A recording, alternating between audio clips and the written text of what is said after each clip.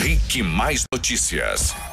E nós aguardamos a sua participação pelo WhatsApp 41 98504 5092. E o pessoal pode nos assistir também pelo YouTube, né, Terribas? É isso aí, Daniel. Pode acessar agora youtube.com/RickMaisPR e também o nosso Complexo Médico Penal de Pinhais, na região metropolitana de Curitiba, para onde eles foram levados, mas para a Cavalaria da Polícia Militar, que é um prédio do Poder Executivo do Estado do Paraná, a partir de uma autorização do Poder Judiciário. Os dois corpos para pedir que fossem soltos desta prisão. Complexo Médico Penal, onde também estão presos o petista André Vargas e o presidente da Câmara dos Deputados, Eduardo Cunha. Acontece que por volta das 10h30 da noite, eles foram transferidos para a Cavalaria da Polícia Militar, no bairro do Tarumã. Para quem não conhece, fica ali do lado da Unibrasil, na região do Tarumã, aqui em Curitiba. É, inclusive, Denis, a instalação mais antiga da Polícia Militar aqui no estado do Paraná. E eles agora vão ficar em uma sala, um quarto reservado para o casal, separados lá nesse local. É importante reforçar que o pedido foi feito no fim da tarde de ontem e o desembargador analisou apenas o pedido de transferência e não analisou o pedido do HC em si. Isso deve ficar para as próximas horas. O desembargador, Denis, deu 48 horas de prazo para ele reanalisar a questão. A defesa alegou constrangimento ilegal. Tirando o termo jurídico, é que a prisão foi ilegal. E agora ele pediu 48 horas para analisar a situação como um todo, apenas transferiu no primeiro momento os dois. Você acha que ele vai levar as 48 horas para decidir isso? Penso que não. O Poder Judiciário deve tomar essa decisão, a meu ver, ainda hoje, seja para decidir pela manutenção da prisão temporária de Beto Richa e Fernanda Richa, seja para soltar desde logo.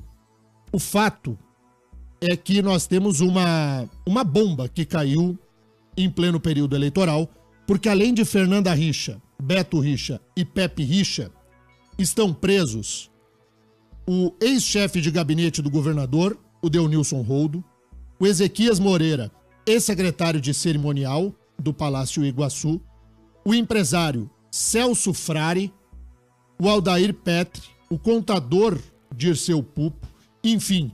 E tem ainda a questão do empresário Joel Malucelli, grande empresário do Paraná, que está na Itália em viagem de férias e precisa se reapresentar. Como é que está o caso do Joel Malucelli, Mark? Denis, vamos atualizar o caso do Malucelli. Na verdade é o seguinte, ele já entrou em contato com a polícia e disse que vai se entregar. Ele adiantou a volta dele estava prevista, não é, para o dia 24, mas ele já comprou a passagem de volta, vai desembarcar entre quarta e quinta-feira, tem a questão do fuso horário, enfim, mas ele já comprou a passagem de volta. Ele desembarca em Curitiba na madrugada de quarta, manhã de quinta, e vai direto ao GAECO se apresentar ao Ministério Público e à Polícia Civil e Militar aqui do estado. O GAECO compreende essas três instituições, então Malucelli está voltando da Itália e vai se entregar lá no GAECO. Muito bem, vamos explicar esse caso. Vamos ouvir agora o procurador Leonir Batiste. Ele é o procurador-chefe do GAECO, Ação Especial de Combate ao Crime Organizado. Ouça o que ele falou a respeito desta operação que recebeu o nome de Patrulha Rural. Crimes que nós estamos investigando são direcionamento ou fraude à licitação, o crime de corrupção e o crime de lavagem, além de uma obstrução à justiça. O que alega o Ministério Público? Para explicar aos ouvintes.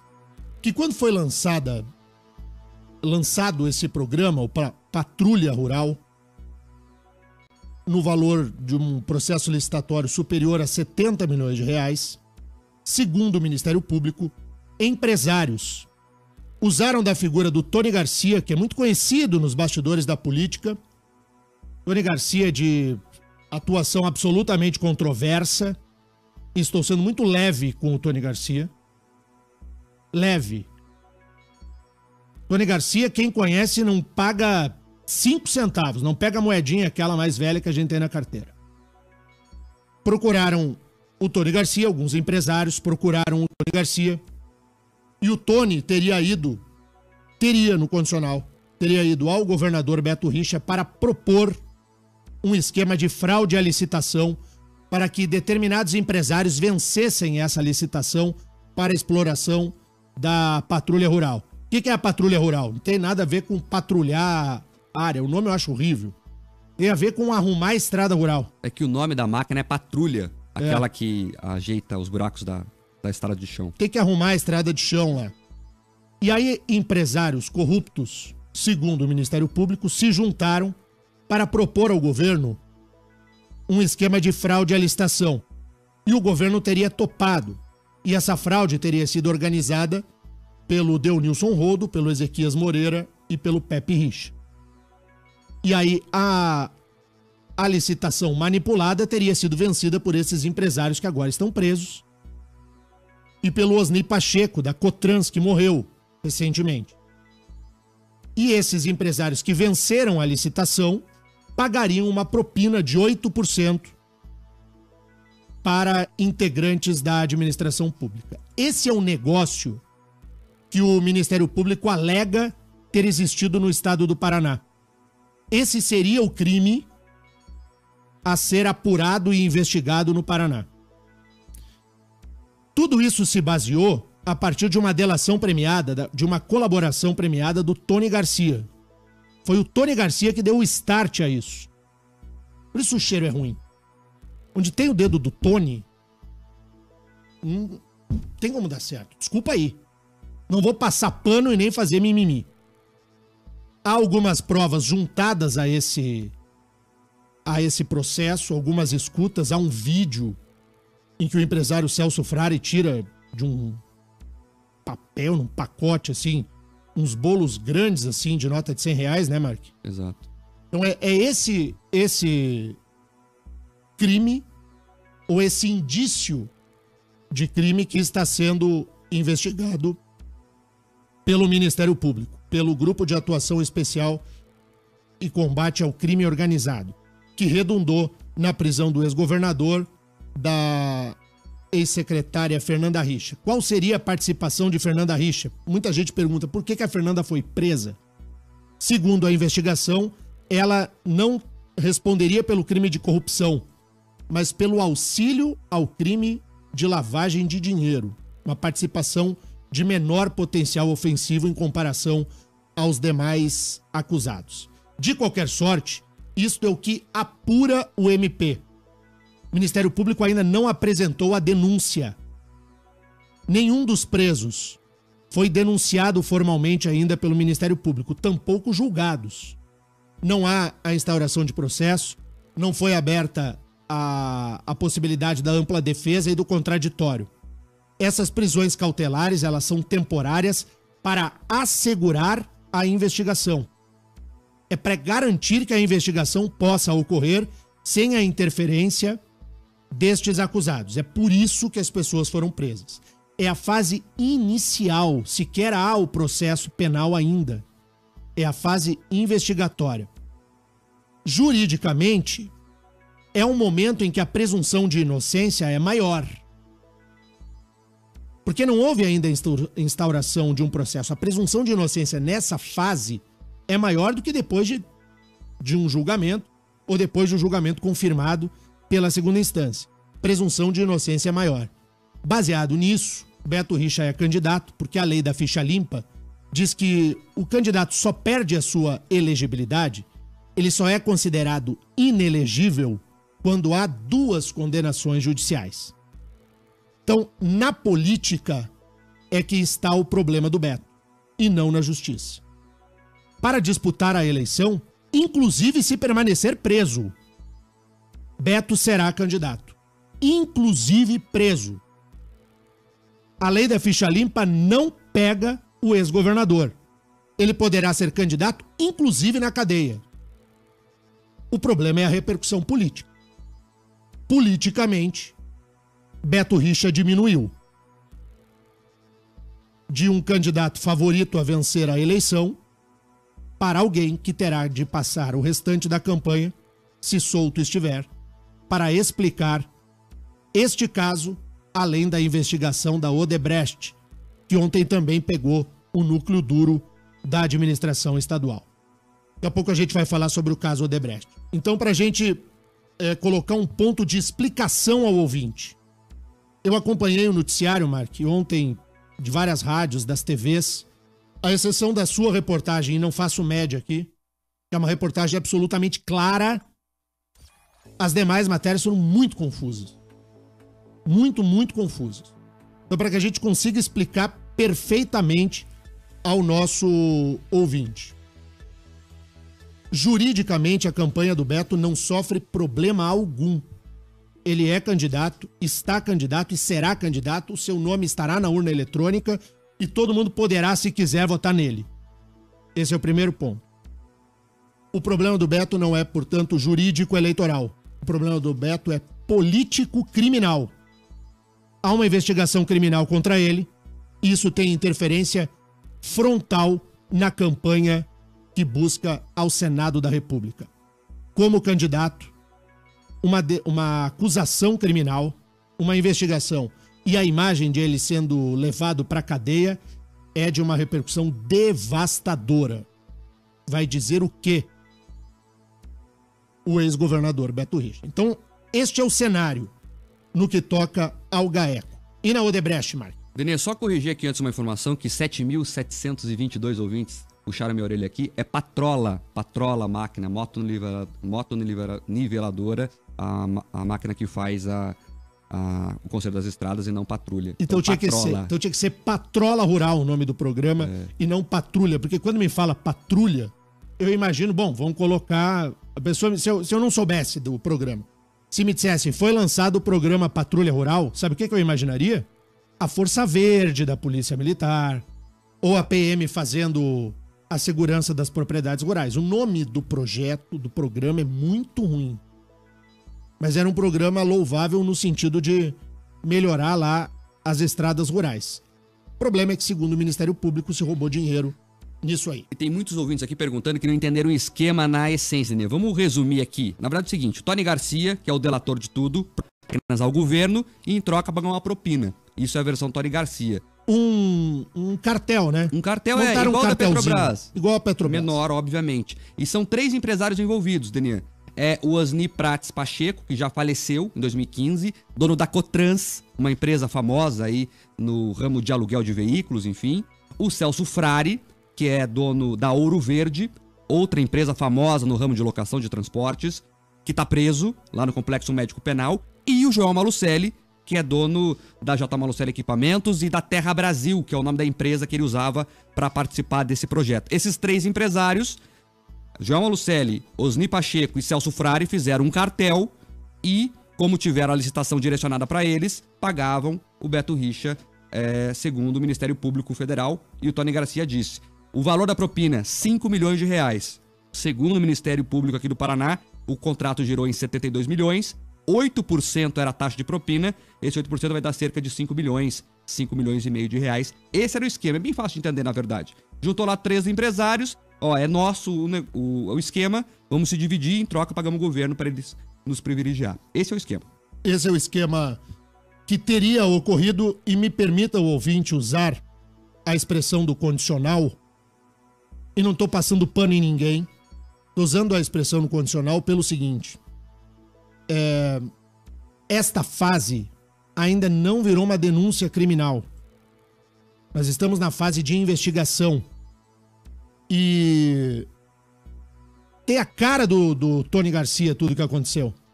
Tony Garcia, ele não é o mocinho do processo. Tony Garcia é um dos participantes e o principal articulador desse esquema delituoso. E a partir dessa informação prestada em colaboração premiada, que inicia e está em curso esse processo no GAECO, Grupo de Atuação Especial. Essa conversa, Tony Garcia e Beto Richa estariam falando do Celso Frari. Ele não pagou a propina e o Beto estaria mandando ele cobrar a propina então. Esse é o áudio que o... É central nisso do que acontece aqui no estado do Paraná.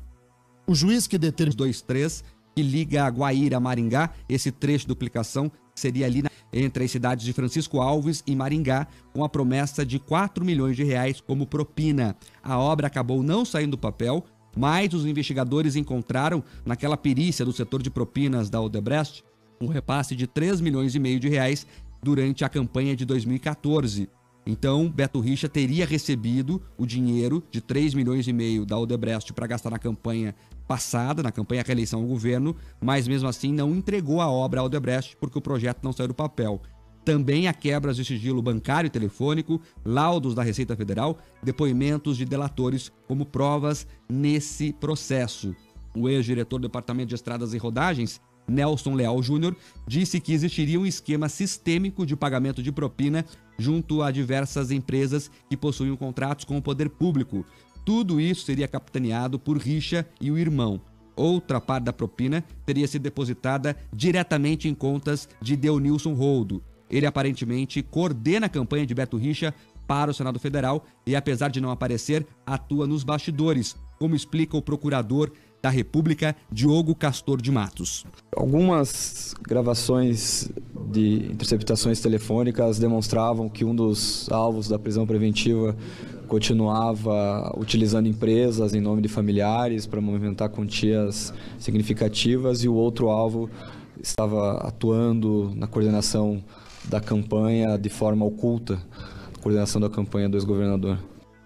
Daí, portanto, essa é a acusação do Ministério Público Federal. Lembrando que essa denúncia foi oferecida na semana passada, o juiz Sérgio Moro aceitou ela parcialmente e aí ontem, deflagrada essa nova fase, denominada de piloto. Piloto é porque o Beto gosta de correr de carro, enfim, e a Odebrecht colocou o nome dele lá como piloto na planilha. E aí a Justiça Federal decidiu mandar prender Deunilson Roldo e fazer a operação. Isso é terrível. A situação dele criminal, principalmente na Lava Jato. Porque a Lava Jato tem uma investigação que nós sabemos muito mais vigorosa, muito mais profunda. E a gente precisa contar aqui uma questão de bastidores. Os investigadores da Lava Jato ficaram muitíssimo incomodados ontem com a atuação do GAECO. Entenderam que o GAECO quis se aproveitar dessa investigação da Lava Jato para, no mesmo dia, realizar a sua operação, e uma operação que é muito mais fragilizada do ponto de vista probatório do que é a própria Lava Jato. Então nos bastidores, há um enorme descontentamento da PF, da Polícia Federal, com o Ministério Público do Estado do Paraná. Nunca se deram e agora estão se bicando. Piorou. Então, por trás disso, teve colisão, teve, como se fala lá no Rio Grande do Sul, Mark, teve pechada de agente ontem na porta. São detenções autorizadas para os mesmos endereços sendo cumpridos pelo GAECO e pela Polícia Federal. Quem é que leva o computador e o documento? A casa de Beto Richa é um desses locais, por exemplo. Pois é. A casa do ex-governador Beto Richa sofreu busca e apreensão do GAECO e da Polícia Federal. Quem é que leva o documento? Quem é que leva o computador para análise? Quem é que leva o celular para análise? São dois processos investigatórios diferentes. Quando você vai e promove esse tipo de colisão, quem perde é a própria investigação. A investigação, ela se deixa ir embora por uma disputa de jurisdição para ver quem vai investigar o quê, quem vai investigar primeiro, de quem que é aquele e de quem que é esse. Então você teve ontem, nos bastidores, por trás dessas operações, muito ranger de dentes por órgão colegiado, porque está no Supremo Tribunal Federal ainda. Tem gente que se jacta moral e se não tivesse o resguardo do foro privilegiado, estaria numa outra situação. Então eu acho que a palavra impunidade não é a palavra correta a se usar. A melhor palavra nesse momento seria, no caso de eleição, sai a competência do Ministério Público Estadual, parte ao Ministério Público Federal e aí inicia tudo de novo no STF. Tem muita gente perguntando aqui como fica agora a questão da campanha em si. Beto está preso lá no regimento de cavalaria da Polícia Militar. Como é que ele vai pedir voto? Como é que fica a campanha? Como é que fica tudo isso na prática? Ele, enquanto estiver preso, evidentemente, não poderá pedir votos. Seus apoiadores e os programas que já estão gravados aí de rádio e televisão estarão no ar. Se for solto por um habeas corpus ou quando acabar o tempo da prisão temporária e não houver conversão em prisão preventiva, se ele for solto por qualquer motivo, ele poderá sair às ruas, conceder entrevista e tudo. Imagine o seguinte, vamos fazer uma projeção aqui. O ex-governador do Paraná, Beto Richa, foi solto. Hoje, amanhã, semana que vem, foi solto. Não é de interesse público que o ex-governador sente ao microfone da Jovem Pan para dar a sua versão sobre os fatos? Certamente que sim, os ouvintes quererão ouvir o que tem a dizer Beto Richa. E não só a Jovem Pan, todos os veículos. Haverá entrevistas e ele vai usar desse espaço para se explicar. Se convencer o eleitor, terá os votos. Se não convencer o eleitor, não terá os votos. Não será eleito senador da República. A campanha continua. Aos trancos e barrancos. É um avião que está no ar e levou um tiro na asa. Está pegando fogo na asa do avião. Se esse avião vai conseguir descer eleito lá em 7 de outubro é uma coisa. Se o avião vai despencar e se esborrachar antes, a gente só vai saber depois. Diria, muitos ouvintes aqui comentando a mesma coisa, vou resumir aqui, da situação política do Brasil, não é? Nós temos um candidato a presidente que está na Polícia Federal preso, agora temos um candidato ao Senado que está preso na Polícia Militar, ali no bairro Tarumã, e as pessoas ainda tem gente que vai votar em gente presa. Como é que fica essa questão? Eu nem analiso a questão do preso em si. O que me preocupa mais, Mark, é o discurso de relativização que a classe política faz desse tipo de situação. Eu vi ontem muitos militantes do PT nas redes sociais batendo no Beto Richa, e tem que bater. O curioso é que daí você usa a questão de um político preso para ver apenas o seu adversário. O seu macho alfa preso na sede da Polícia Federal em Curitiba, ele não. Mas o meu adversário, sim. Então a situação política do Brasil, ela é deplorável. Deplorável. Chegamos ao ponto, depois do intervalo vamos falar sobre isso, chegamos ao ponto em que um candidato à presidência da República foi lançado na frente do cárcere. Nós tivemos ontem o lançamento de uma candidatura na frente da cadeia. Na frente do prédio da Polícia Federal, teve festinha ontem para lançar candidato. Nós chegamos a esse momento. Nós estamos com uma campanha no ar ao Senado em que o candidato a senador está preso. E é alvo de investigação tanto do Ministério Público Estadual quanto da Polícia Federal. Então, o que nós, cidadãos, precisamos entender é que ou nós mudamos o país a partir da boa informação, de acabar com essa briguinha ideológica infantilizada de rede social e passamos a entender o Estado brasileiro como algo maior, ou a gente vai chafurdar cada vez mais esse grenal ideológico, esse atletiba ridículo das redes sociais de discutir política. O meu candidato tá preso e o seu não. Ah, agora o teu também tá preso. E o meu... Isso é de uma diminuição da inteligência nacional que chega a dar dó. A gente pode mais do que isso. O país pode mais do que isso.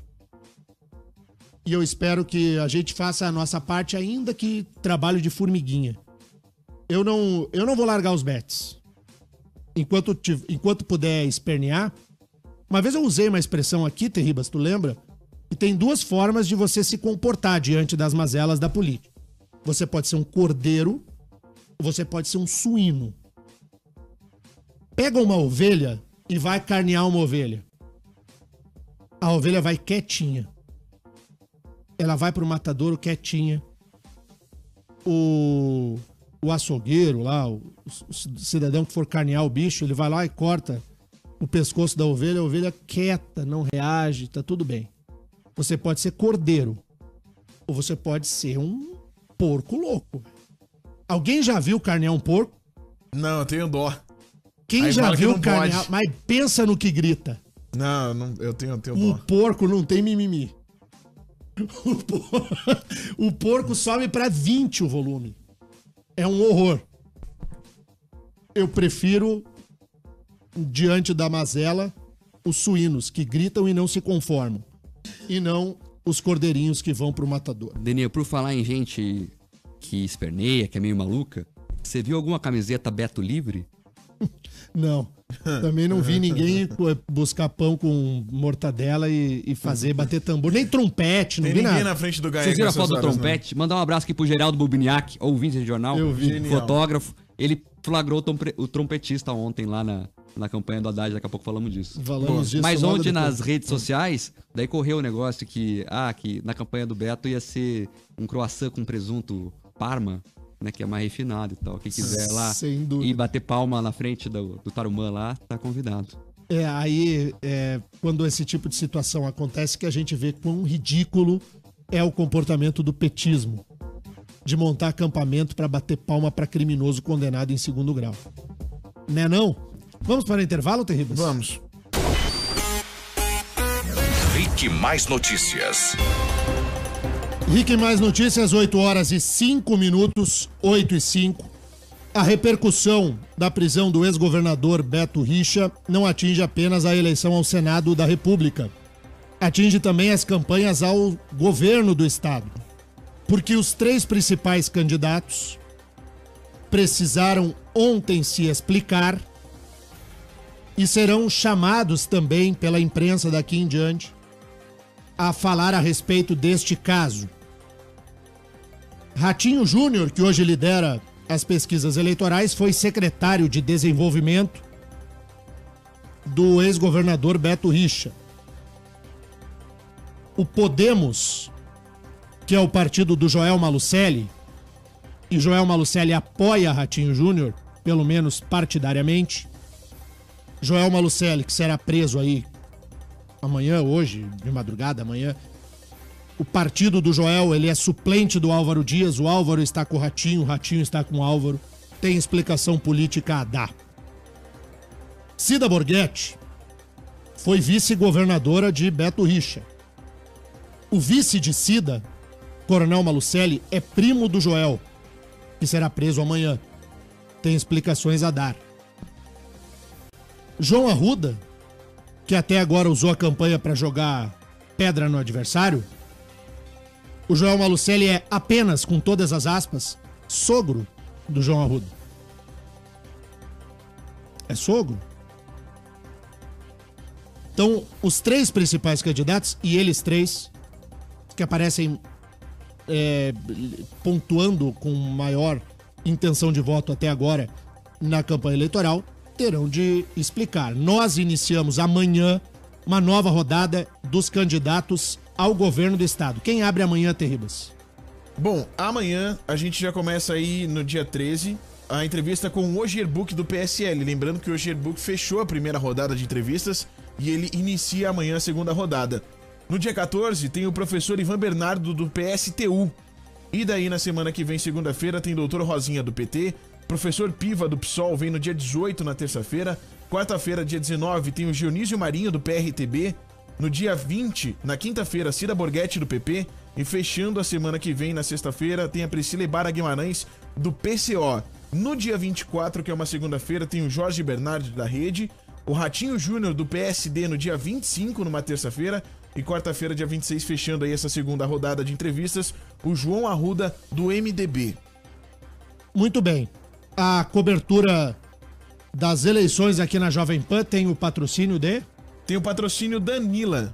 Tudo fica mais gostoso com produtos Anila. E você pode assistir aí também todas as entrevistas pelo nosso portal rickmais.com.br. E também todas as entrevistas ficam salvas lá no portal para você assistir depois. Então, se você perdeu algum entrevistado, você pode acessar agora o rickmais.com.br/rickmaisnoticias e você assiste todas as entrevistas. Marcos Souza, os principais candidatos ontem se manifestaram, né? O candidato Ratinho Júnior foi o primeiro a se manifestar. No momento da prisão, ele participava de uma entrevista para as emissoras em rede da AERP, que é a Associação das Emissoras de Radiodifusão.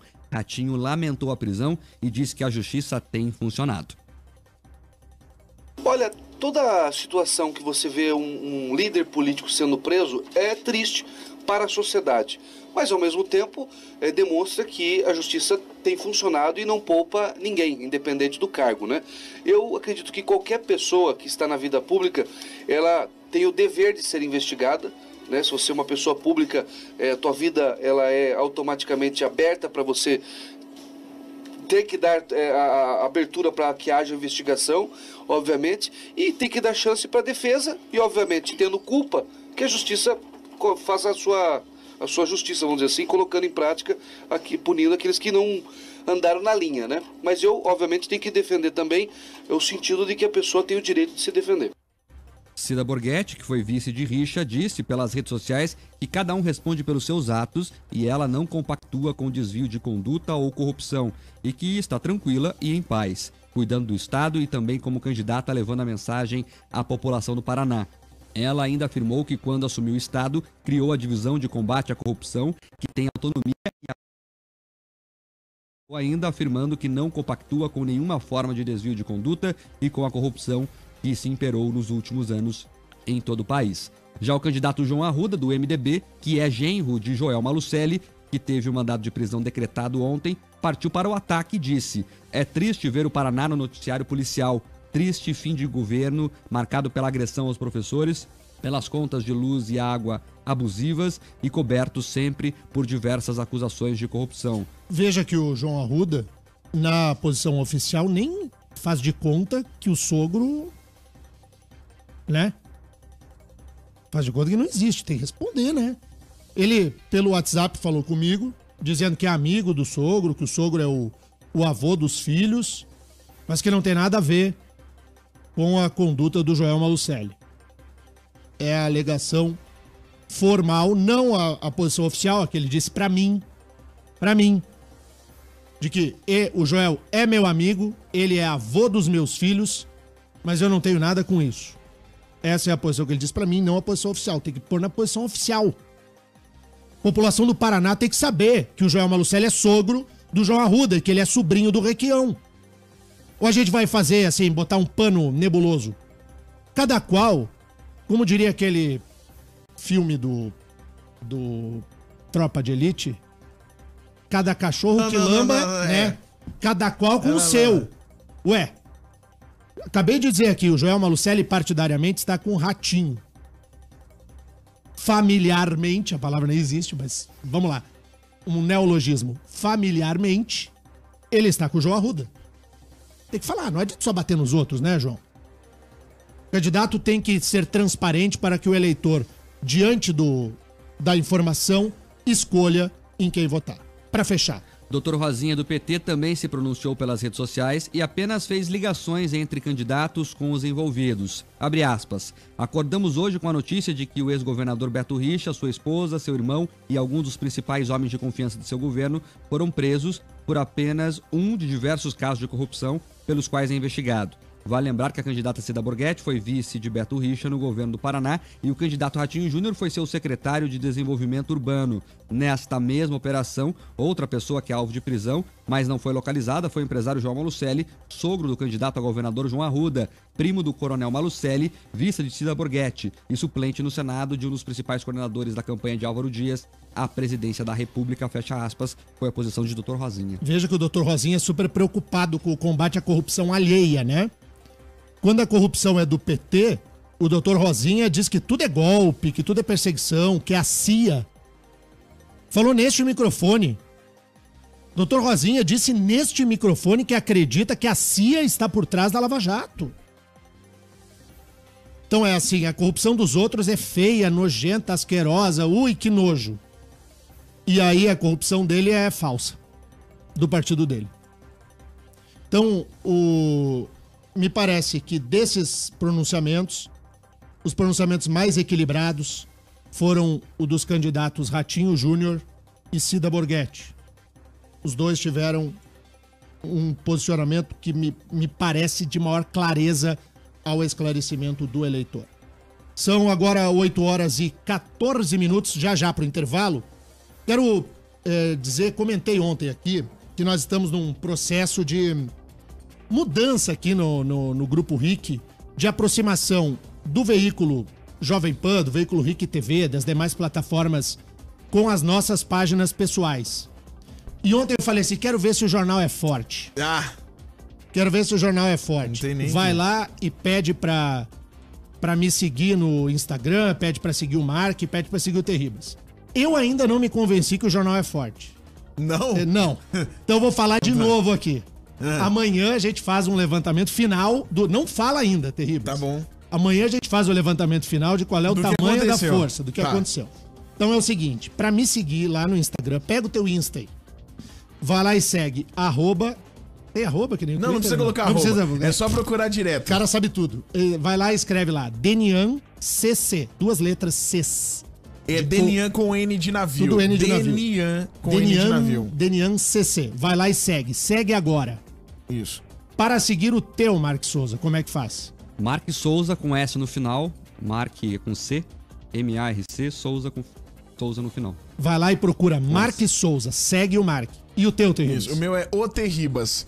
Terribas é T-E-R-R-I-B-A-S, T de tatu.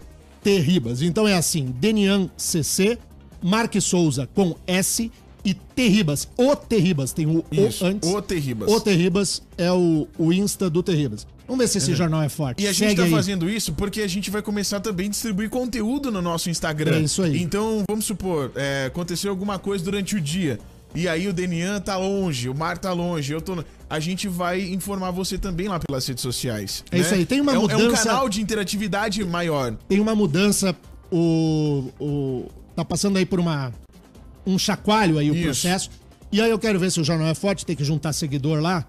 Sei lá se é. E a gente Vê se vem. A gente ainda não tá postando muita coisa. Não tá postando nada. Mas a gente vai... Ó, por exemplo, eu e o Denian, a gente vai ter uma coluna. O Mark também, né? Vai ter uma coluna no Rick Mais. Então, a tua é diária, né? É. A minha vai ser uma vez por semana. A gente vai... Enfim. E a gente vai começar, né, a gerar mais conteúdo pra vocês por lá também. Então vai ser bem bacana. Vai ser bom. E então, as colunas assim, ó, ficam no rickmais.com.br. Então tu faz assim, ó. Aproveita o intervalo agora. Entra no teu Instagram, segue o Denian CC, o Mark Souza com S e o Terribas. Mas com o carro parado, tá? Segue aí e depois do intervalo a gente vai comentar a candidatura do Haddad. Rick Mais Notícias. Rick, mais notícias aqui na Rede Jovem Pan. Eu recebo uma mensagem via WhatsApp do candidato João Arruda, do MDB, candidato ao governo. Eu cobrei aqui ao microfone uma posição oficial dele no que toca à prisão de Joel Malucelli, que é sogro do João Arruda. João Arruda manda a seguinte mensagem. O Joel é meu sogro, avô dos meus netos.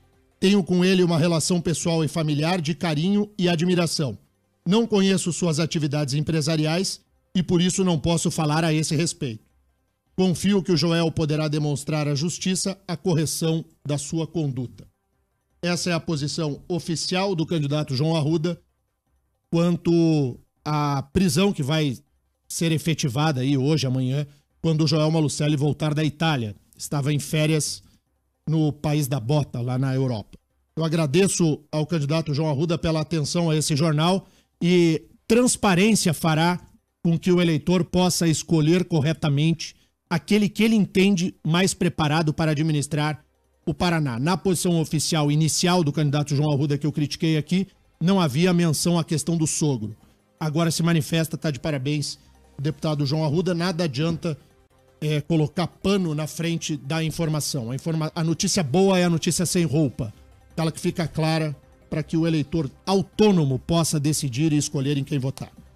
8h22. Mark Souza, vamos falar da festa que aconteceu ontem na frente da carceragem da PF para lançar o candidato do presidiário. Denian, antes de mais nada, o que nós falamos aqui desde janeiro? Desde janeiro, né? Desde 24 de janeiro. No dia do julgamento do ex-presidente, antes, né, a gente já dizia que ele sofreria 3-0, lembra? No ano passado, em 2017, nós falávamos que Lula seria condenado em segunda instância por 3-0, devido ao tamanho do conteúdo probatório que iria condenar Lula no caso do triplex. Aconteceu. Em janeiro, lá no dia 24, nós dissemos aqui, Lula será declarado inelegível por causa da ficha limpa e não será candidato. E depois dissemos, o candidato será o Haddad. Correu o mês todo, até o dia 11 de setembro, o ano todo, até 11 de setembro, quando ontem, finalmente, o PT parou com o fake news e assumir o seu candidato de verdade. Uma gestação, foram 9 meses, Denian. Isso. O anúncio foi feito do lado de fora da Polícia Federal, onde Lula está preso desde abril. Manuela Dávila, do PCdoB, foi anunciada como candidata a vice. O ato foi realizado com a presença de militantes do partido. Com um semblante descontente, a presidente do PT, Gleisi Hoffmann, afirmou que a decisão partiu do próprio Lula. Nós aceitamos o desafio do presidente Lula de não deixar o povo brasileiro e o Brasil sem uma alternativa para sua luta. E diante disso, estamos, como ele apresentou e determinou, apresentando aqui hoje Fernando Haddad como representante de Lula, candidato a presidente. Essa substituição já era aguardada. Mesmo assim, Fernando Haddad passou cerca de 3 horas, nesta terça-feira, ajustando detalhes em uma reunião com o ex-presidente Lula na cela que ele está detido. De lá, saiu direto para uma reunião da Executiva Nacional do PT em um hotel. No ato de candidatura, uma carta escrita por Lula foi lida aos militantes. No documento, o ex-presidente se disse indignado e injustiçado, mas confiante no projeto político. A troca de Lula por Haddad aconteceu no fim do prazo determinado pela Justiça Eleitoral. Essa terça-feira foi a data limite para a mudança, que agora garante a viabilidade da chapa do PT. No discurso, o candidato Haddad afirmou que o país vive um retrocesso e que segue confiante na vitória. Nós vamos ganhar essa eleição pelo Lula, pelo PT, pelo PCdoB, pelos movimentos sociais e pelo Brasil, porque o Brasil merece essa vitória. Também participaram do evento a ex-presidente Dilma Rousseff, Wellington Dias, Lindenberg Farias, Paulo Pimenta, Vadi Damus, Fernando Pimentel e o candidato ao governo aqui do estado, Dr. Rosinha. E ontem à noite o TRE divulgou que foi negado o pedido de Lula para votar na sede da Polícia Federal. Segundo o TRE, após pesquisa realizada com os presos provisórios do local, não se obteve o número mínimo de interessados em votar, portanto seria inviável a instalação de sessão eleitoral no local, então Lula não vai votar em Haddad, Denier Couto. Pois é, o Fernando Haddad, que não pense o ouvinte que o Fernando Haddad é um candidato morto. Fernando Haddad tem enorme potencial de crescimento. Se houver a transferência dos votos daquele PT mais tradicional ao Fernando Haddad, se o PT comprar a candidatura do Haddad verdadeiramente e a militância pegar o Haddad e levar adiante, o Haddad vai ao segundo turno com o Bolsonaro. Bolsonaro está no segundo turno. A questão é, contra quem? Contra quem Bolsonaro vai disputar a eleição? Fosse hoje, seria contra o Ciro Gomes. Fernando Haddad pode chegar ao segundo turno e disputar com o Bolsonaro. Geraldo Alckmin tem potencial de crescimento. Marina Silva, eu acredito menos na Marina do que no Fernando Haddad, muito menos. E há um fenômeno que ocorre há 2 dias da eleição, que é do voto útil. Então, o Bolsonaro tem muito a crescer do voto útil daqueles que quererão o fim da eleição já no primeiro turno. Então, o eleitor que está no Amoedo, eleitor que está no Álvaro, no Geraldo, pode migrar ao Bolsonaro para matar a eleição ainda no primeiro turno. Uma possibilidade. Segundo, muitos eleitores olharão a pesquisa eleitoral da simulação de segundo turno, os que não querem o Bolsonaro, e escolherão entre aqueles no segundo turno que têm potencial maior de ganhar do Bolsonaro. E haverá uma migração para esse. Então o cenário ainda está indefinido eleitoralmente no Brasil. Mas não tirem o Fernando Haddad para moleque. Ah, ele não ganhou nem a eleição em São Paulo. Não importa. A eleição de São Paulo foi a eleição de São Paulo e a eleição presidencial com o Lula preso, no cenário que está, ele precisa 15%. 15% é o suficiente para levar o segundo turno, com a pulverização de candidaturas. Eu não duvido que o Haddad alcance 15%. Aliás, eu até acho que o Haddad chegará aos 15%. Deninha, quer a prova disso? Perceba a mudança no tom da campanha de Ciro Gomes. Ele vai começar a bater em Haddad. Observa, depois você conta pra gente. Hoje já saiu uma declaração do Ciro Gomes atacando o Haddad no Jornal da Manhã. E o Haddad vai descer o pau no Ciro Gomes também, porque quer o voto da esquerda. Sabe aquela briga da ZR? Isso. É mais ou menos isso que vai girar na campanha deles. E o Haddad falou justamente isso que você falou. Ele disse o seguinte, o Ciro Gomes falou o seguinte, que não ganhou nem em casa, perdeu, tomou um pau do João Dória, e aí tomou mais um pau depois, então não vai ter o que fazer com o Haddad. O Ciro, não é bem por aí. O Ciro e a Marina podem perder eleitores a Fernando Haddad. A esquerda, o centro-esquerda, tem 2 candidatos hoje consolidados, o Ciro e a Marina. Apareceu agora, para o eleitor que estava achando que o Lula era candidato, apareceu o candidato do PT. Potencial de crescimento de Haddad é gigantesco. Resta saber se ele vai estar no segundo turno. E eu penso que tem muito do voto útil que ainda descerá em Geraldo Alckmin. Então, está indefinido o processo eleitoral. Se o Geraldo Alckmin for ao segundo turno com o Jair Bolsonaro, digo isso hoje, faltando um mês para o segundo turno. Mais de um mês para o segundo turno. Geraldo Alckmin e Bolsonaro ganham Geraldo. Haddad e Bolsonaro ganha Bolsonaro. Haddad e Bolsonaro ganham Bolsonaro. Geraldo e Bolsonaro ganham Geraldo. Opinião minha, de quem observa a movimentação do eleitorado, de quem percebe que há uma massa de 30% dos eleitores que ocupam esse centrão, que não querem os extremos, nem o Haddad, nem o Bolsonaro. Então o Geraldo Alckmin é um candidato que imagino eu com mais chances de vencer o Bolsonaro no segundo turno. Mas repito, não descarto a possibilidade de que o Bolsonaro mate o jogo ainda no primeiro turno, dependendo de como isso se desenrolar. Aguardemos. Desses todos que estão empatados em segundo lugar, a única que eu não levo fé, que acho que só tende a cair, é a candidata Marina Silva. Não é por ela, é porque de todos eles o que tem menos tempo de TV para se mostrar é justamente a Marina. Acabou, Vamos né? embora? Acabou. Vamos. Só antes de ir embora, o pessoal tá perguntando aqui por que a gente não separou a sonora da Dilma. Ah, mas a gente já tocou já. Lá no ato ontem do Haddad, que não tem tempo aqui. Mas só pro pessoal matar a saudade, tem o Valdecir aí? Tem. Vamos embora com o Valdecir. Tchau. Tchau. Olha, vocês podem esperar aquilo só um pouquinho. Ô, Leonora, me dá o papel. Dá o papel, Leonora. Tá com o Valdecir. Valdecir. O papel, Valdecir. Não sei o que você tá fazendo lá fora. Pode fazer outra vez. Deixa eu voltar.